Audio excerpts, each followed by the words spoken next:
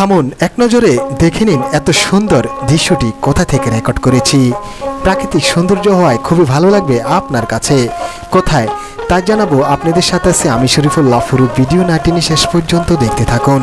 ক্যামেরাটি আগে আকাশপথে উড়িয়ে দিই, দেখতে দেখতে কথা বলি। দেখুন, এটা হলো আপনাদেরই পরিচিত সেই খেয়াঘাট ক্যাফে, আর এটা হয়েছে সেই রিভার ভিউ। আপনাদেরই পরিচিত এই দুইটি প্রতিষ্ঠান। এখানে ঈদ হলেই আপনারা কিছু সময় আনন্দ করার জন্য চলে আসুন।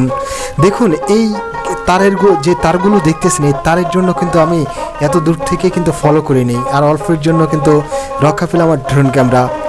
এটা আমি ভাগ্যই বলবো। আমার ভাগ্যটি যদি খারাপ হতো তাও কিছু করতে পারতাম না, কারণ আমার আজকে ইচ্ছা আছে আপনাদেরকে পুরো সেখানকার আশেপাশের দৃশ্যগুলো দেখাবো।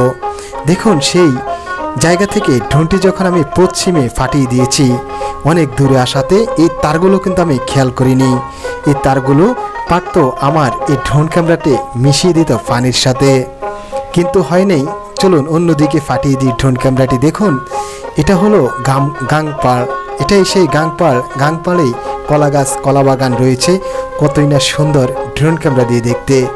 দেখুন প্রাকৃতিক সৌন্দর্য কাকে বলে, চাঁদপুরের সাহারাস্তিতেই আসলে দেখতে পারবেন। এটা হয়েছে রিভার ভিউ, আপনাদেরই পরিচিত। এটা হয়েছে রিভার ভিউ, আর এটা হয়েছে আমাদের সেই খেয়াঘাট ক্যাফে।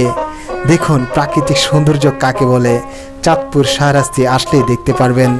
আমি রয়েছি সেই ব্রিজটিতে, যে ব্রিজটি ভাইরাল ব্রিজ।